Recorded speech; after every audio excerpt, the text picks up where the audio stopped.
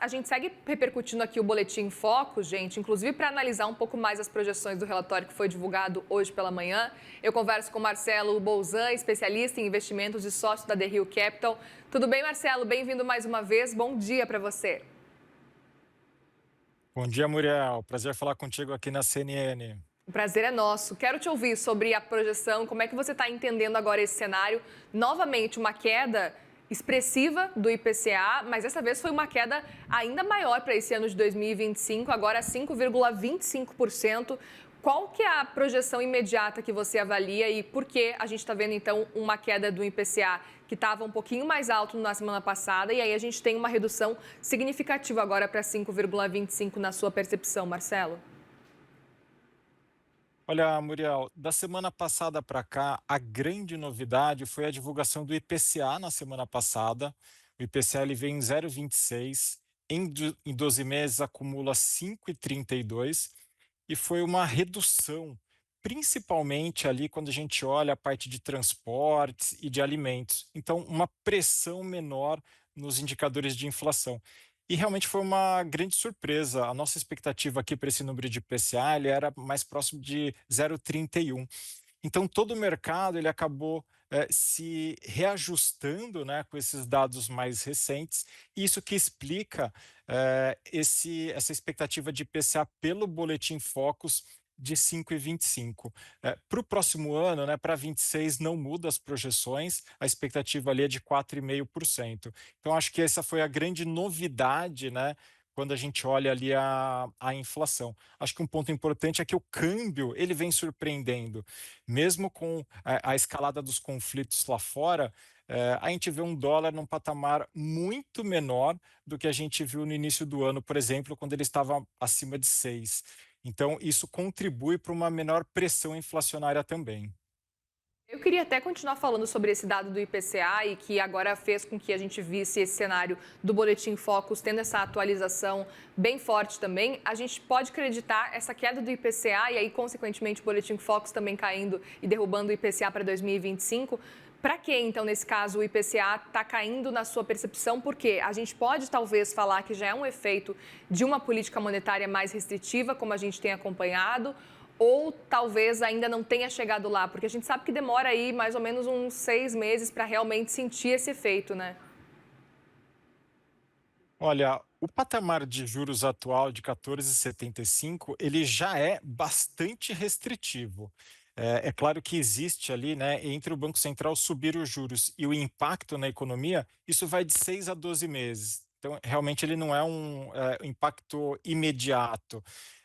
Mas sim, a gente já vem sofrendo, né, em relação a essa taxa de juros mais elevadas. Então, a atividade ela vem se reduzindo muito gradualmente. Só que já era de se esperar que nós tivéssemos um cenário de desaceleração muito mais forte.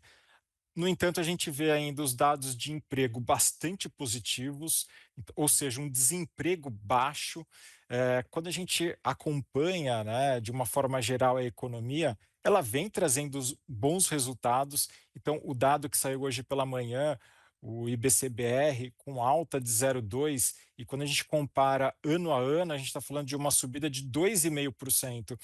Então, tivemos aqui uma desaceleração, mas ainda muito incipiente. A tendência é que esses juros elevados eles vão trazer a economia para uma desaceleração um pouco maior. Então, está sendo uma surpresa muito grande ao longo do ano e é explicado eh, principalmente aqui pelo fiscal. Governo, né, com políticas fiscais acelerando a economia, por outro lado, a política monetária, né, juros elevados para segurar a economia. Então a gente tem ali, né, uma situação bastante interessante, mas que até agora, né, a economia ela não vem sentindo de forma mais drástica uma taxa de juros tão elevada como essa. Até aproveito para te perguntar de que forma que o cenário do IOF, as discussões todas que aconteceram e o movimento feito pelo governo federal inicialmente pode ter impactado na economia nas últimas semanas, na sua percepção.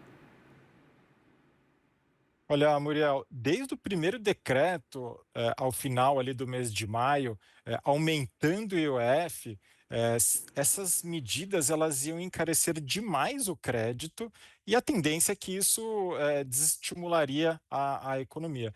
É claro que de lá para cá muita coisa mudou, grande parte daquelas medidas elas foram voltadas atrás, né, pela repercussão que houve, e a MP 1303, que trata ali da tributação dos investimentos, aumento de alíquotas para fintechs.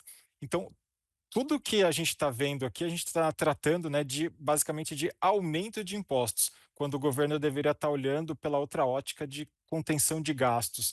Então, é claro que isso trouxe, né, um ambiente ali de maior incerteza para os investimentos. Isso tem que passar no Congresso, deve ter uma resistência grande, né, pelo setor agro, imobiliário e de infraestrutura que também, que são os setores mais impactados. Mas é claro que quando a gente está falando aqui ó, de aumento de tributação, a gente acaba vendo uma situação bem mais complicada para a economia e para setores específicos que podem ter, né, um impacto grande aqui, caso a medida seja passada, de menos recursos para financiamento. Então a gente pode acompanhar um crescimento menor desses setores para o futuro.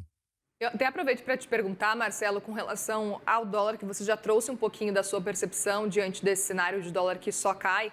Está aí enfrentando essa resistência dos 5,50, a gente não viu descer mais que isso, mas já, dependendo da forma como está esse cenário, pode cair um pouquinho mais. Como é que você está enxergando agora esse movimento do dólar? Sei que é uma projeção difícil de fazer, geralmente é no máximo para essa semana aqui, senão é muito mais fácil de errar. E queria saber qual que é a sua projeção diante desse cenário. A gente está vendo, no fim das contas, um dólar que está se desvalorizando mais do que o real se valorizando, é quase que mais sorte que juízo. Como é que você está entendendo esse movimento? É uma grande surpresa, tá, Muriel? O dólar está num patamar como está, diante de conflitos, né, no Oriente, diante aqui desse fiscal que nós temos, né, bastante preocupante para o país, que a relação dívida PIB, né, o endividamento do país vem subindo.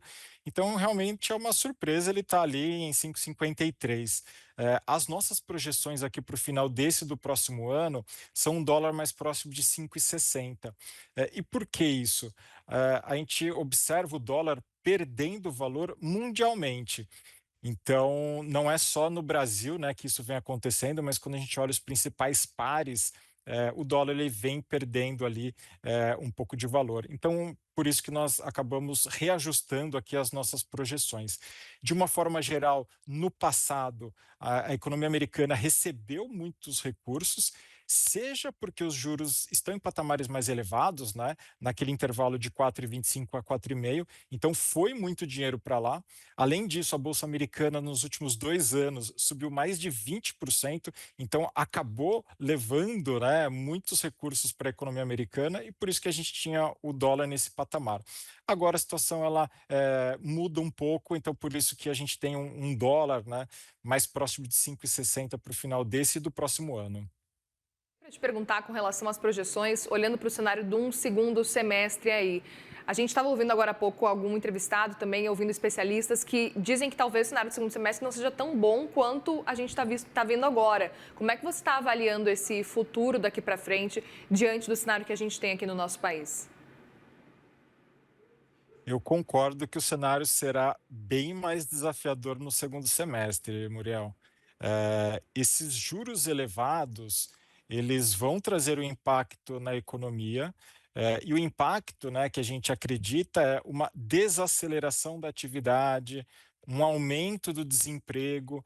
Então a gente vai começar a observar, né, notícias ruins aqui, e essa daqui é o remédio, né? A economia ela tem que passar por uma situação dessa para fazer com que a inflação volte mais próximo do centro da meta, que seria 3%. Então a gente comentou que saiu a inflação, que veio um dado positivo, né? Só 0,26, só que os 12 meses estão em 5,32, sendo que o teto da meta do Banco Central é de 4,5%. Então, essa semana a gente tem, né, a super quarta, decisão de juros aqui.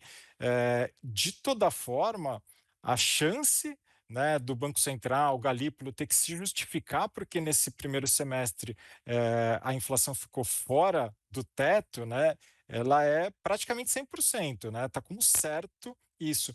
Então a gente precisa sim fazer com que a economia, né, desacelere para ver essa inflação voltando, né, para patamares aceitáveis aqui dentro do intervalo do Banco Central. E eu aproveito para te perguntar também, porque a projeção de modo geral dos especialistas é de que pelo menos aí a gente vai ter que acompanhar um cenário de agora, daqui para frente, uma taxa Selic para esse ano mais ou menos se mantendo da forma como está, para no ano que vem começar a cair. A gente viu, inclusive, que esse é o cenário do Boletim Focus, que deve ser isso que deve acontecer mesmo. Mas queria saber a sua projeção, levando em consideração o IPCA, que veio um pouquinho mais baixo do que estava sendo projetado na semana passada, se talvez já tem algum espaço para começar a pensar em cortes ou manutenção já nesse ano, no caso, cortes mesmo. Já vamos direto para a ideia aí de cortes, talvez antecipar um pouquinho, talvez no fim desse ano, ou ainda é muito cedo pensar nisso?